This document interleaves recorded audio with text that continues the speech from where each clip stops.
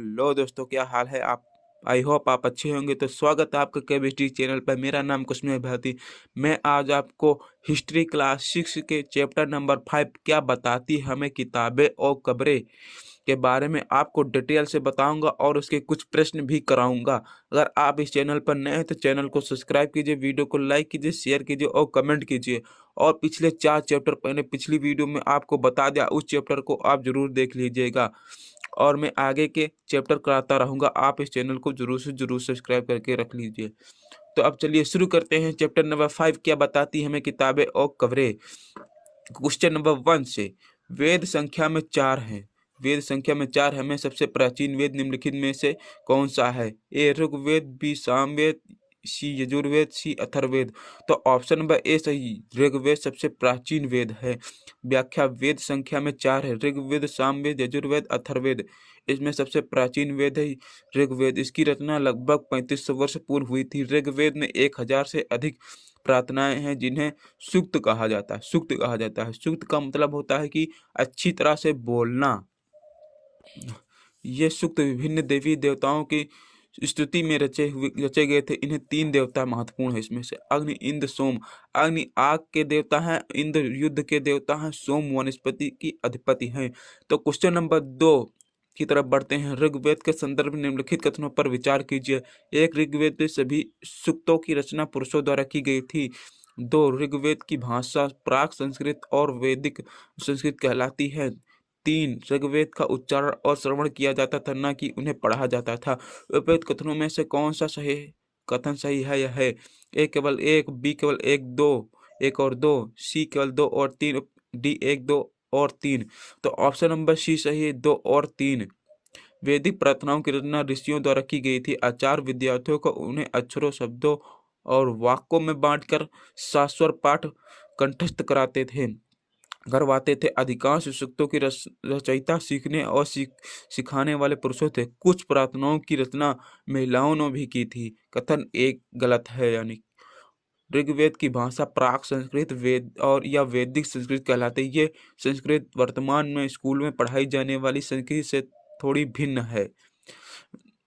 ऋग्वेद का उच्चारण और श्रवण किया जाता था, न कि उन्हें पढ़ा जाता था। रचना के कई सदियों बाद इसे पहली बार लिखा गया था। इसे छापने का काम तो लगभग 200 वर्ष पूर्व ही हुआ। तो क्वेश्चन नंबर 3, ऋग्वेद के निम्नलिखित में से किन नदियों को उल्लेख सबसे कम हुआ है। 1, सरस्वती, 2, सिंधु, 3, गंगा, 4, यमुना, 5, व्यास। नीचे दिए गए कोड का प्रयोग करके सही उत्तर का चुनिए।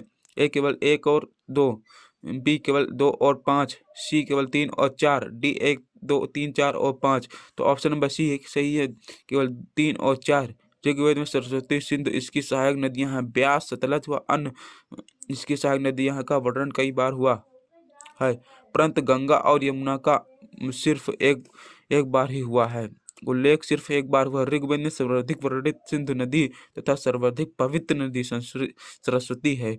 क्वेश्चन नंबर 4, सूची 1 और सूची 2 को सम्मिलित कीजिए तथा नीचे दिए गए कूट का सही उत्तर को चुनिए। सूची 1 और सूची 2, भाषा परिवार। ए, संस्कृत ऑस्ट्रो एशियाई एशियाटिक भाषा परिवार। बी, पूर्वोत्तर क्षेत्रों की भाषा द्रविड़ भाषा विचार। मलयालम, तिब्बत, बर्मा तथा परिवार। मध्य भारत की भाषा भौरोपाई भारत यूरोपीय भाषा परिवार। कूट A B C D 1 1 3 2 4, B 4 3 2 1, C 1 2 3 4, D 4 3 1 2। तो ऑफ कोड नंबर बी सही है, 4 3 2 1।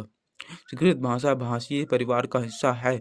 भारत की कई भाषाएं जैसे असमिया, गुजराती, हिंदी, कश्मीरी और सिंधी एशियाई भाषा जैसे कि फारसी, यूरोप की बहुत सी भाषाएं जैसे कि अंग्रेजी, फारसी, जर्मन, यूनानी, इतालवी, स्पेनिश आदि इस परिवार से जुड़ी हुई भाषा है। इन्हें एक भाषा परिवार इसलिए कहा जाता है क्योंकि आरंभ में उनमें कई शब्द एक जैसे उदाहरण के लिए मातृ संस्कृत है, माँ हिंदी है और मदर अंग्रेजी है। भारतीय उपमहाद्वीप से दूसरे भाषा परिवार की भाषाएं भी बोली जाती हैं। पूर्वोत्तर प्रदेशों में तिब्बत वर्मा परिवार की भाषा बोली जाती है। तमिल, तेलुगु, कन्नड़, मलयालम भाषाएं द्रविड़ परिवार की भाषाएं हैं। जबकि झारखंड,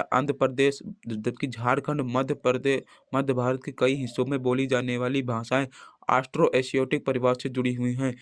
अब ऋग्वेद युद्धों के संदर्भ निम्नलिखित में से कौन सा कथन सही नहीं है। इस काल में मवेशियों के लिए युद्ध लड़े जाते थे। बी, लड़ाइयाँ ज़मीन के लिए भी लड़ी जाती थी। सी, युद्ध में जीता गया धन केवल सरदारों और पुरोहितों में बाँट दिया जाता था। डी, इस काल में युद्धों के लिए कई स्थायी सेना नहीं होती थी। ऑप्शन नंबर सी सही है, युद्धों में जीता गया धन केवल सरकार और पुरोहितों में बाँट दिया जाता था, यानी कि ये गलत है। ऋग्वेद में मवेशियों, बच्चों, खासकर पुत्रों और घोड़ों की प्राप्ति के लिए अनेक प्रार्थनाएं तथा घोड़ों की लड़ाई में रथ खींचने का काम में लाया जाता था।